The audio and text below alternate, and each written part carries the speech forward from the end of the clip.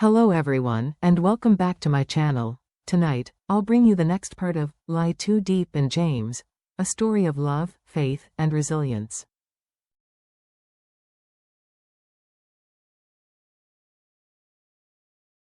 You probably remember how the previous episode ended. The agricultural warehouse of DJ Agriculture was suddenly engulfed in flames, the night torn open by a sea of red and smoke.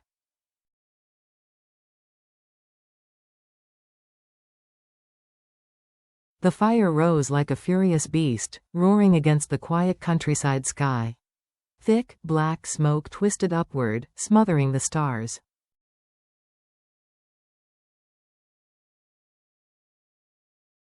Inside, chaos reigned. Workers shouted, water hoses tangled, alarms screamed into the darkness.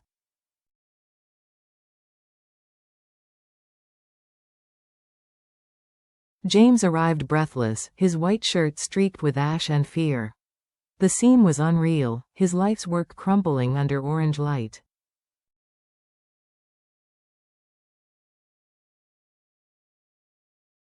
It took the firefighters hours to tame the blaze. When it was finally over, the warehouse stood in silence, half burned, half surviving.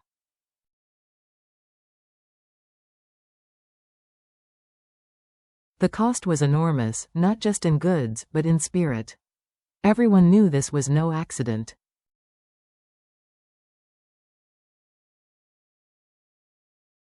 When dawn came, it brought no peace. A thin veil of mist clung to the charred tin roof.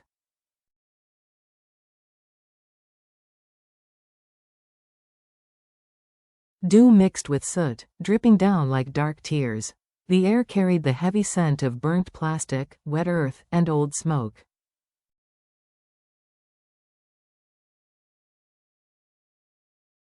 It clung to the skin, the kind of smell that lingers in memory long after it's gone.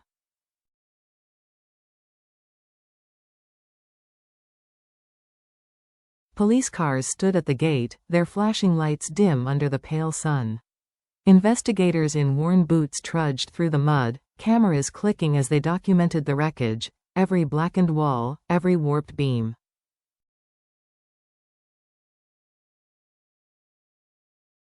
James and Diep stood silently near the one row of storage rooms that the fire had spared.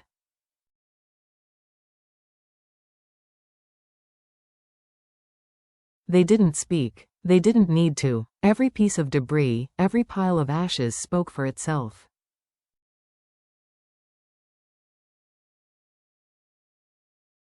Each charred crate they watched being carried out wasn't just a box of produce, it was a chapter of their journey, gone in smoke.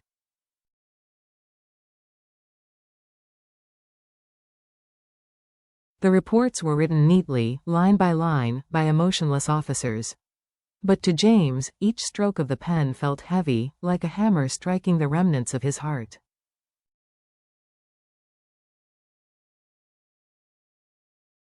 By afternoon, the sky turned the color of dull metal. Clouds hung low and restless.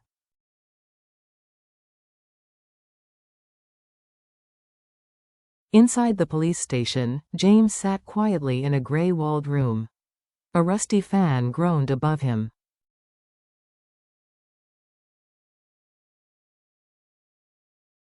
A half-empty cup of tea sat cold beside a stack of files. The door opened with a creak.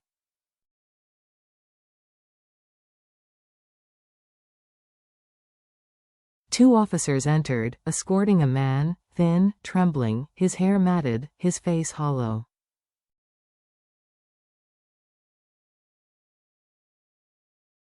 His hands shook as he sat across from James. The stench of gasoline and liquor filled the air.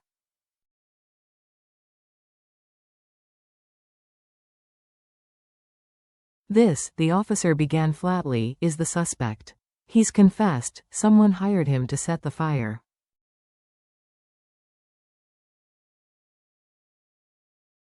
James lifted his head. His gaze met the man's, not in fury, but in disbelief. This frail, broken figure was the one who had destroyed everything? There was no hatred in his eyes, only exhaustion, the kind born from nights without sleep and dreams burned to cinders.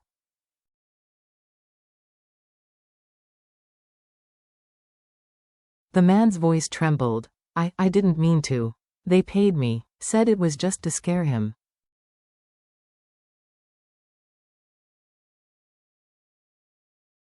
I didn't think it would really burn. The room fell silent. Only the ceiling fan creaked, slicing through the air like a slow clock counting down to truth.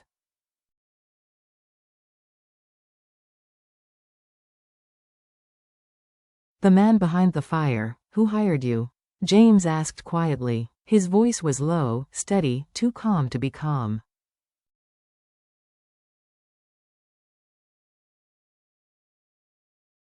For a moment, the man said nothing. His fingers scratched against the wooden table.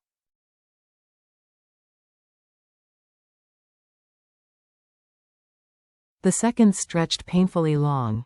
Then, almost in a whisper, he answered, He used to work for your father.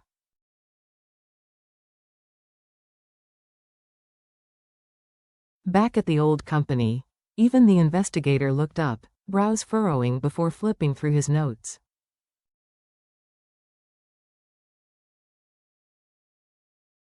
He was a warehouse manager, the officer explained. Fired years ago for falsifying records and stealing goods.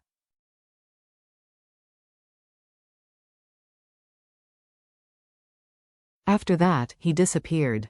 Survived on odd jobs. Always bitter. When he heard you left the old company to start your own, he mocked you. Said you wouldn't last without your father's money.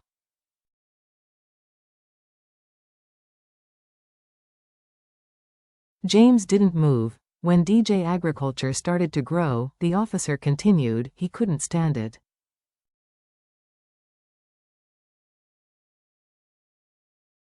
So he paid this man to burn it.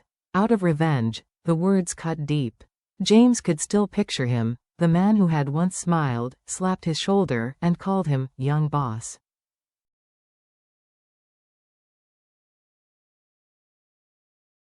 The man who had wished him luck the day he left to chase his dream, and now, that same man had set fire to it all.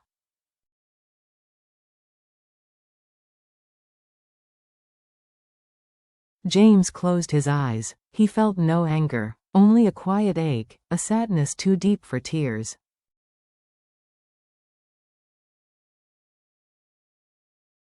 Because the cruelest thing about betrayal isn't the loss. It's realizing that someone who once shared your dream had chosen to destroy it.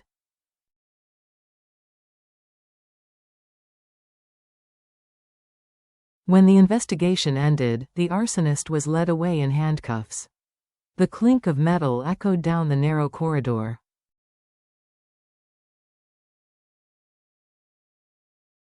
The case was closed, but in James's heart, the wound was still open. Outside, the rain had stopped.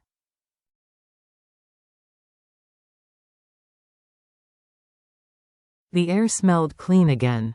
Deep stood waiting by the gate with an umbrella, her hair damp, her eyes soft.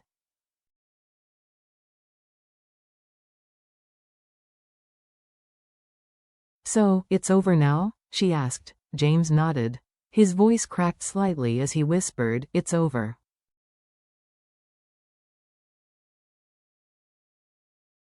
And for the first time in days, he smiled, a small, fragile smile that felt like sunlight breaking through clouds.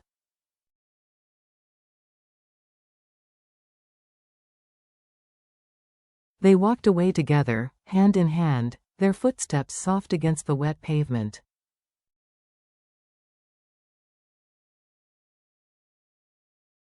Behind them, the gray building of the police station faded into the distance, and ahead lay only the promise of quiet days.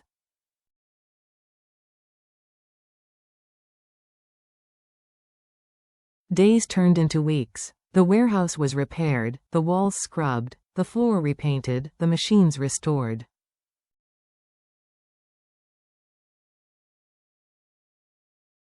The smell of smoke was replaced by something gentler, the mingled sweetness of ripe fruit, soil, and sunshine.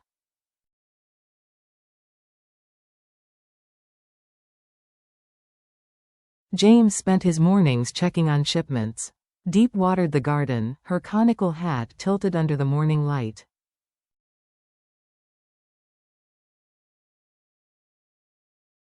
In the afternoons, they worked side by side, repainting signs, rebuilding fences, sowing new seeds in the backyard.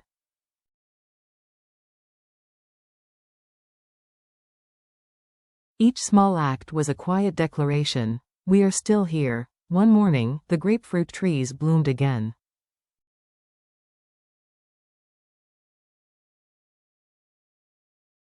Tiny white flowers swayed gently in the breeze, their fragrance carrying across the yard like a whisper of hope.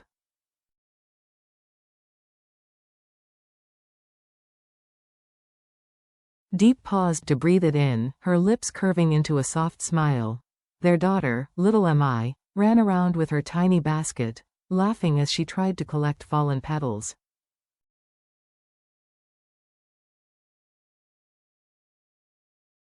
Her laughter filled the air like music, washing away the last echoes of fear. That sound, so pure, so alive, was worth more than any contract, any fortune.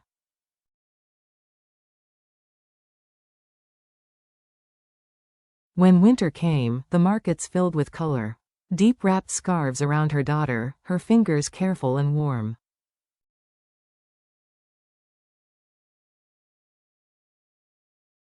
"Do you like it?" she asked. Little Mi nodded, her cheeks rosy. James stood nearby, watching them with quiet pride.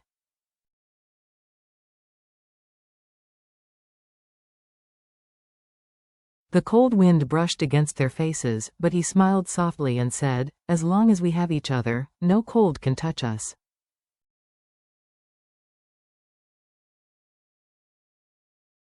Diep blinked, her eyes glistening under the streetlight. The storms, the loss, the tears, all of it felt distant now, like another lifetime.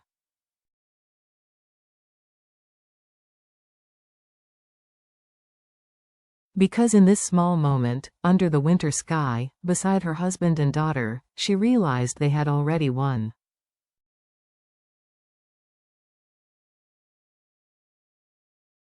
Not through money or success, but through surviving, loving, and never letting go.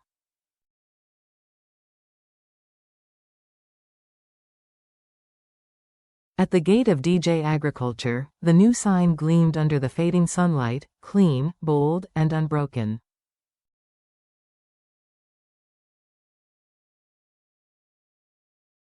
James looked at it for a long while. Then he reached for Diep's hand and little Mi's tiny fingers.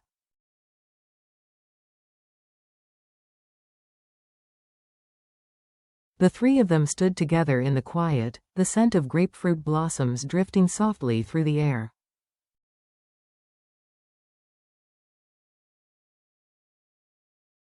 And for the first time in a long time, James didn't feel the weight of the past, only gratitude.